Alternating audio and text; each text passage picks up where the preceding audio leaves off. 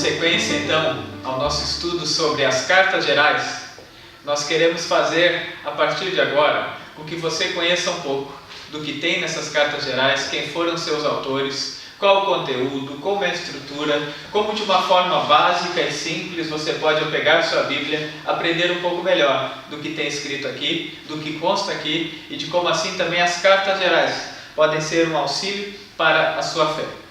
Primeiramente, nós vamos estudar a carta, a epístola aos Hebreus. Dentro das cartas gerais, uma coisa que é diferente na epístola dos Hebreus é que ela é uma epístola de autor anônimo, não se tem conhecimento de quem foi o escritor dessa carta dos Hebreus. Apenas sabemos que foi alguém que, ao intitular essa carta, possuía algumas características bem importantes que também o diferenciam das outras cartas gerais. O que nós vemos e o que nós aprendemos em Hebreus? Esse autor ele era um profundo conhecedor do Antigo Testamento, da religião judaica, e ele trata vários detalhes sobre como era uma fé judaica e como agora também nós podemos viver a partir do cristianismo esses valores da fé. É uma carta muito especial porque nos ensina de fato e nos mostra essa diferença entre a religião, aquilo que é uma prática religiosa, e como o cristianismo torna viva a nossa religião, torna viva o nosso viver a fé. Então, Hebreus, quem era o autor de Hebreus? Um autor anônimo, mas com essas características. Conhecedor do Antigo Testamento, cita diversas vezes o Antigo Testamento, e notamos também que ele era um judeu cristão que parecia, pelo que ele mesmo diz, ser de uma segunda geração de cristãos. Quando nós vemos, por exemplo, em Hebreus, capítulo 2, versículo 3, na segunda parte ele diz assim, quando está falando sobre a salvação que se encontra em Jesus Cristo. Essa salvação, primeiramente anunciada pelo Senhor, foi-nos confiada pelos que a ouviram. Ou seja, quando ele fala da salvação, ele diz que foi algo que foi anunciado por alguém que tinha ouvido. Ou seja, alguém que recebeu essa mensagem já no segundo momento. Outra característica que nós olhamos é que o autor se identifica como amigo, como alguém que conhecia o discípulo Timóteo. Aquele discípulo do qual o apóstolo Paulo dedica 2 cartas para aquele jovem pastor. Aqui em Hebreus nós vemos no Hebreus capítulo 13, versículo 23, a citação entre as pessoas na qual o autor escreve a carta, ele fala sobre Timóteo. Outra coisa muito importante ainda sobre a questão da religião judaica é que se você der uma olhada no capítulo 7, versículo 27, por exemplo, ou capítulo 9, versículo 4 de Hebreus, o autor da carta era alguém que conhecia muito bem todo esse contexto que envolvia o culto.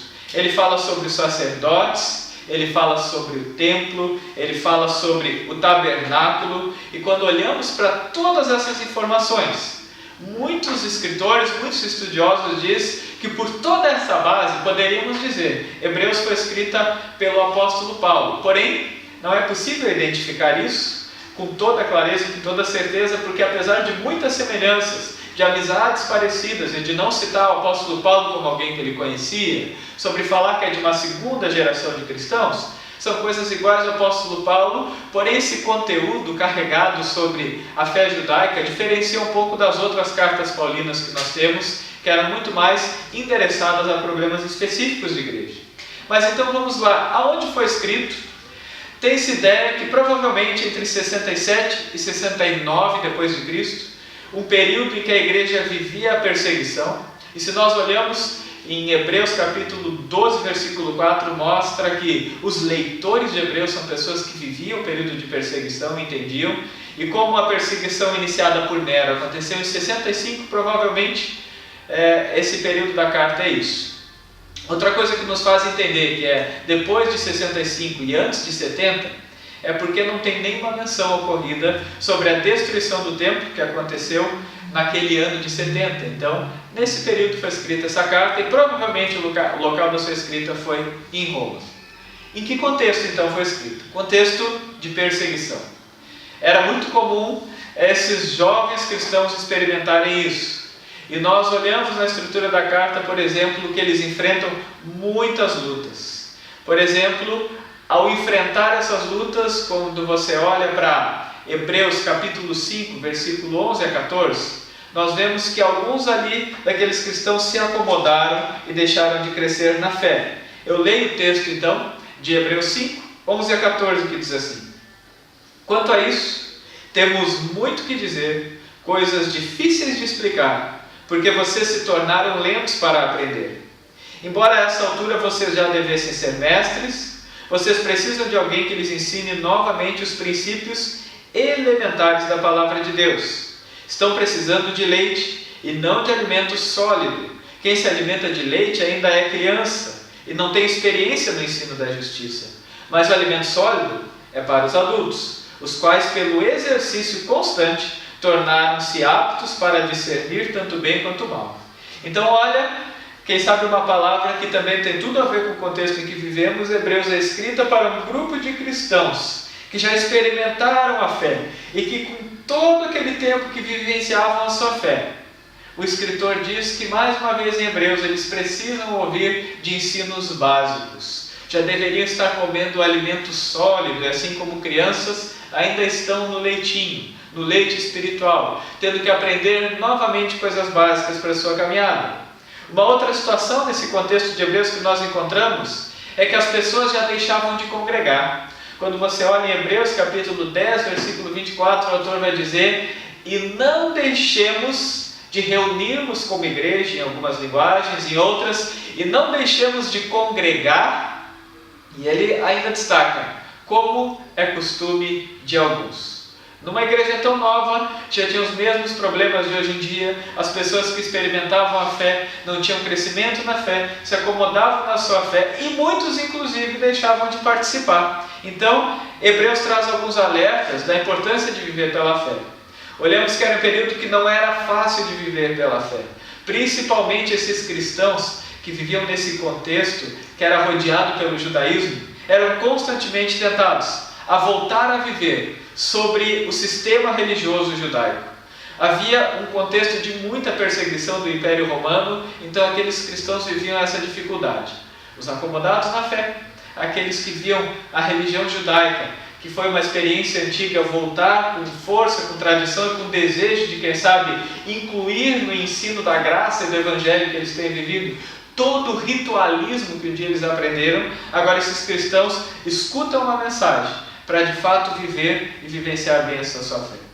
Se nós olhamos na estrutura da carta, por exemplo, de Hebreus, nesse conteúdo, tem Orígenes, que foi um dos pais da igreja que viveu, esse seu escrito foi de 254 depois de Cristo. Ele diz assim: podemos olhar Hebreus da seguinte maneira: começa como um tratado, prossegue como um sermão e termina como uma carta.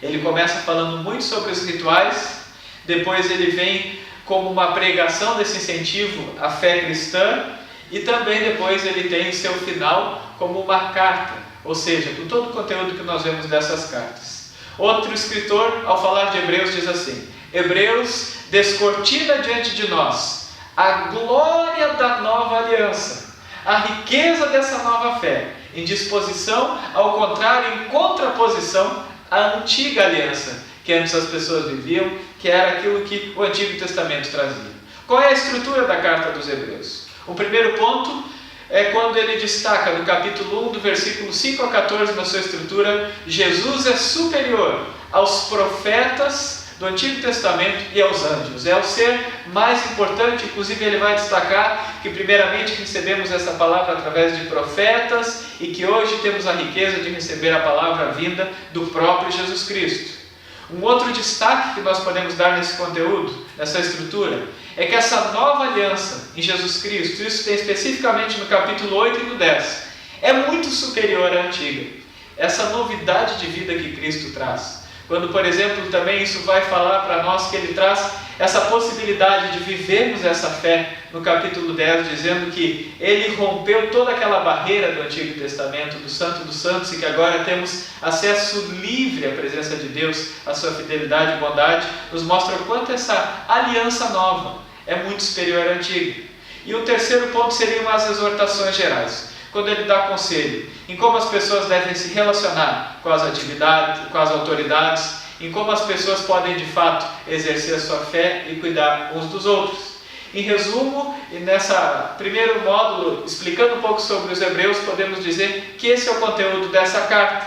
Agora, a seguir, vamos dar uma olhada para uma carta muito importante, que é a carta de Tiago.